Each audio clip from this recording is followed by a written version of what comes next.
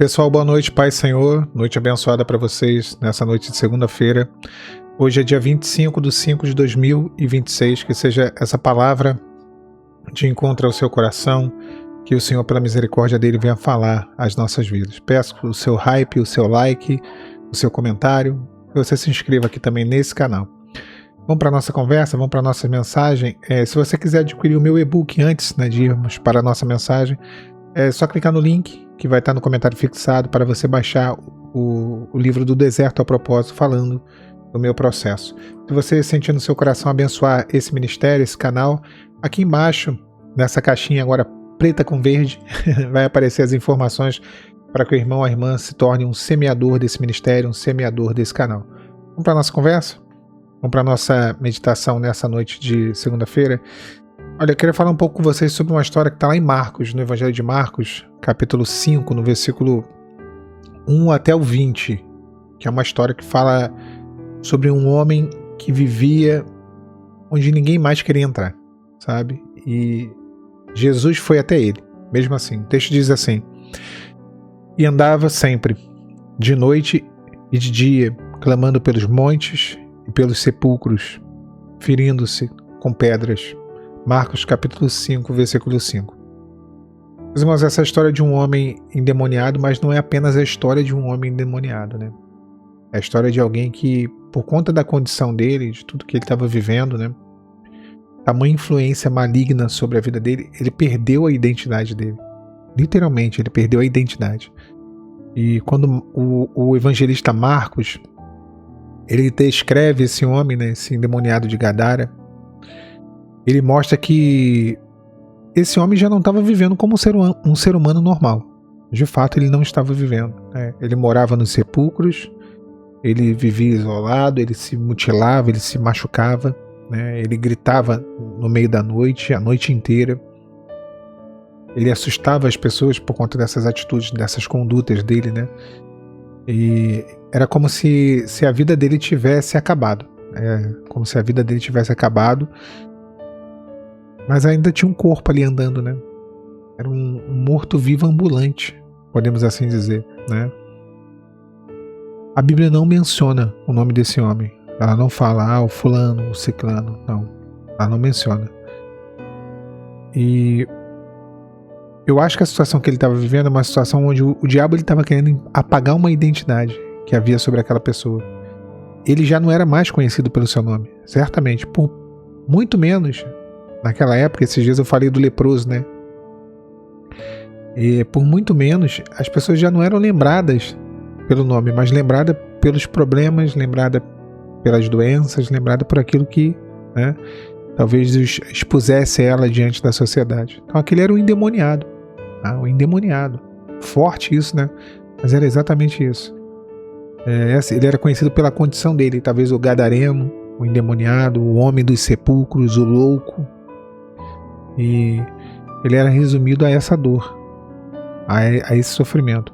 E eu sempre tenho falado isso, irmãos, que muitas vezes o inimigo, o mundo, as pessoas, elas vão querer nos resumir aquilo que vivemos no momento, aquilo que passamos, as nossas derrotas. Eu sempre tenho falado isso, né? E o nosso ponto aqui é que tem muita gente vivendo no meio dos sepulcros.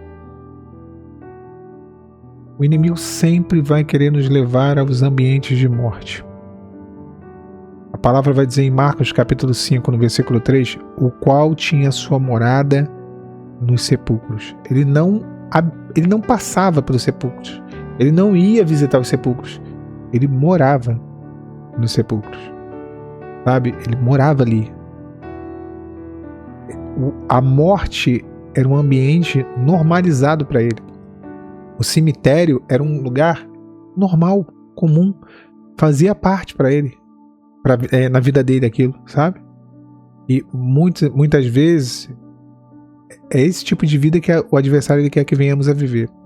De morte espiritual, de morte emocional, de morte da esperança, da promessa, de morte da alegria de viver no Senhor, sabe?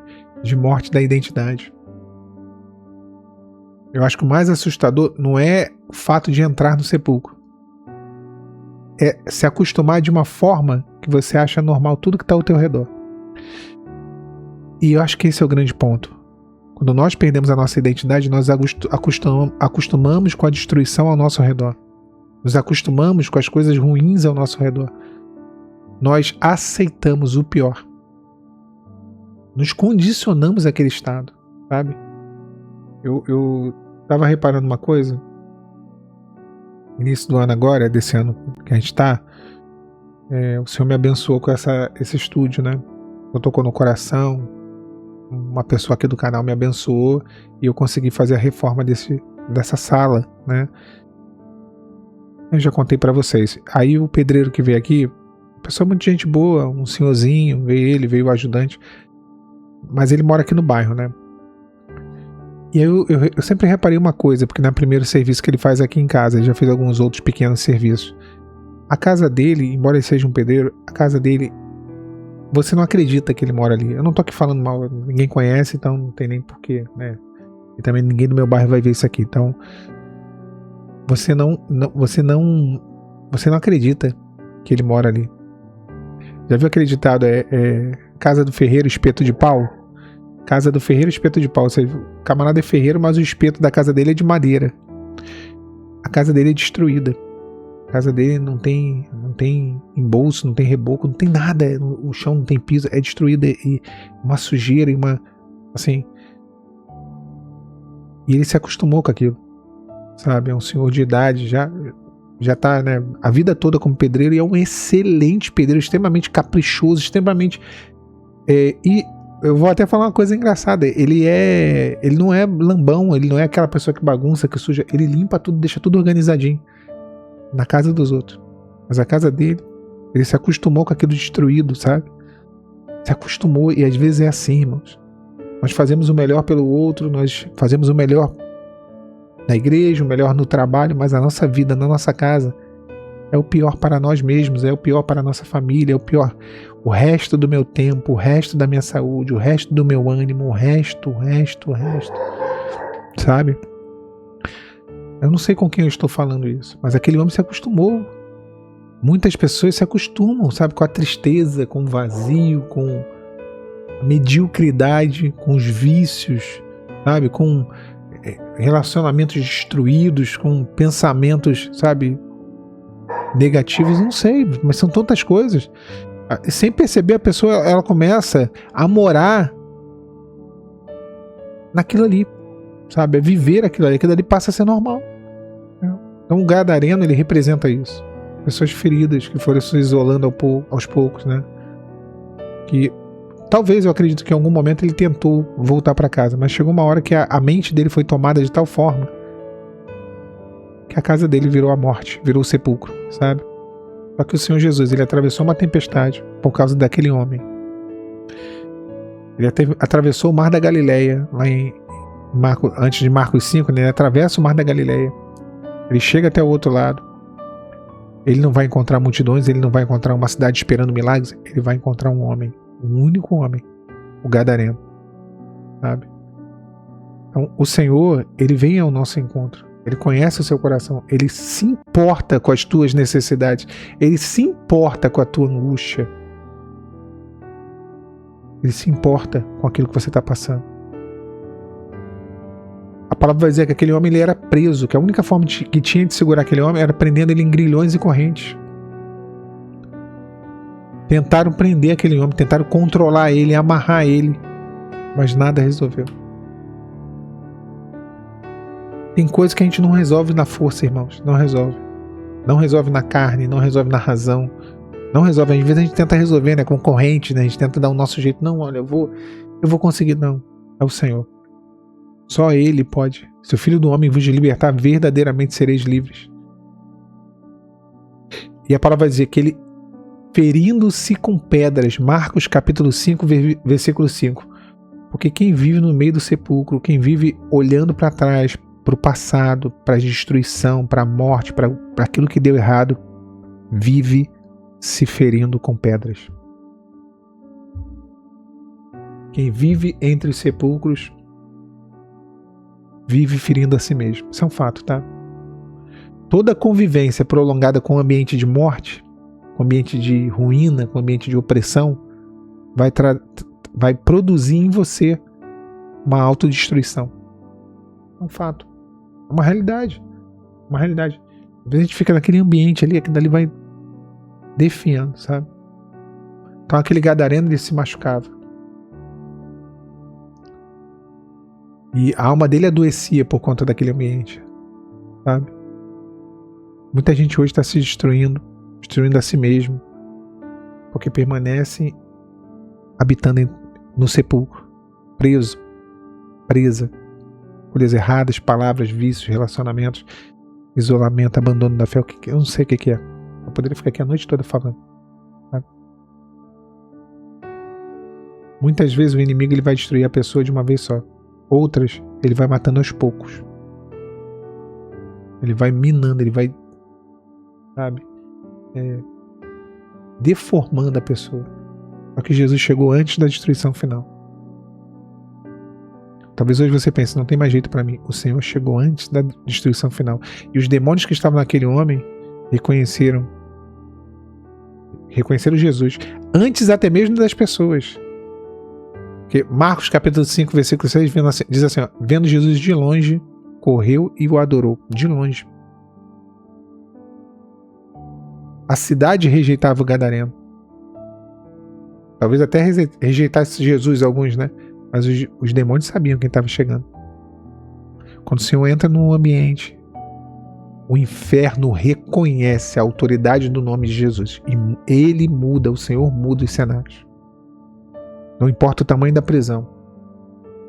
Jesus quebra as correntes. O inferno, ele conhece o limite que ele tem sobre a vida das pessoas. Quem não tem limites é Jesus. Para ele não há impossíveis. Ele muda cenários. E aí o Senhor, ele devolve àquele homem o que ele tinha perdido. Lá em Marcos 15, no versículo 15 do capítulo 5, mais ou menos, diz que depois que Jesus liberta aquele homem, ele foi visto assentado, vestido em perfeito juízo. Assentado. Aquele homem não ficava sentado, ele ficava gritando, andando, berrando.